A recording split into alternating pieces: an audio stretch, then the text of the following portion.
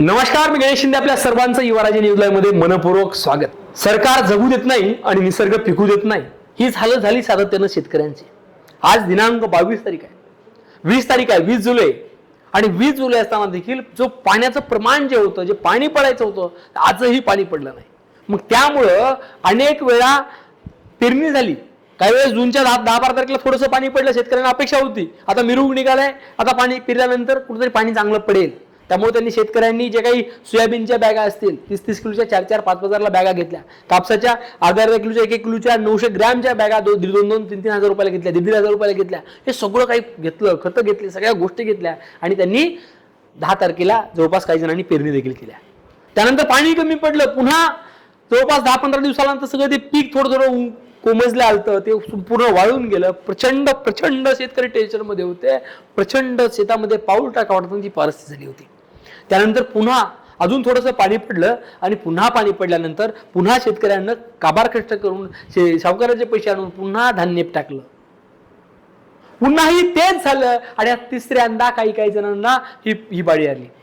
आणि त्यामध्ये विशेष सांगायचं म्हणजे पालम तालुक्यामध्ये एका शेतकरी टीमने तहसीलदारांच्या माध्यमातून मुख्यमंत्र्यांनी एक आव्हान केलंय, पत्र दिलंय.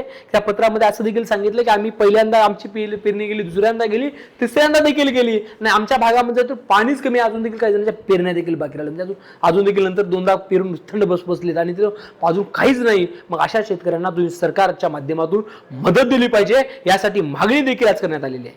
त्या संदर्भामध्ये पेटशिवणी मंडळामध्ये 16 गावं आहेत.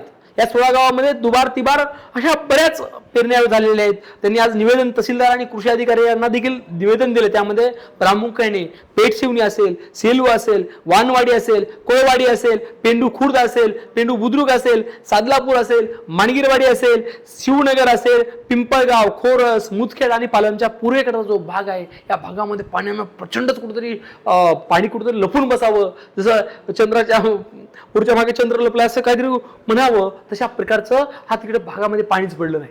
मग त्यामुळे शेतकरी प्रचंड चिंताग्रस्त आहेत. आपल्याकडे जे काही भांडून होतं ते मातीमध्ये घातलं आणि पुन्हा मातीतून काही उगवलंच नाही, त्यामुळे टेन्शन मध्ये देखील आहेत. मग या सगळ्यांची दखल घेऊन आज महाराष्ट्र राज्याचे मुख्यमंत्री देवेंद्र फडणवीस यांनी या गोष्टीकडे काहीतरी लक्ष दिलं पाहिजे, कृषी मंत्र्यांना लक्ष दिलं पाहिजे आणि शेतकऱ्याला घर भरून काहीतरी मदत करणं गरजेचं आहे. कारण की शेतकऱ्यांचं मदतीनं पोट भरत नाही, परंतु कुठेतरी सहानुभूती मिळते, कुठेतरी दुबत्या गाडीचा आधार म्हटलं तर काही ना काही थोडा आधार मिळू शकतो. यामुळं या प्रशासनाला, शासनाला एक विनंती आहे, सर्व शेतकऱ्यांची विनंती आहे, काही ना काही मदत करणं, लवकरात लवकर तात्काळ जाहीर करणं हे देखील तितकंच महत्वाचं ठरलंय. या संदर्भात नेमकं आपल्याला काय वाटतंय नक्की कळवा. धन्यवाद.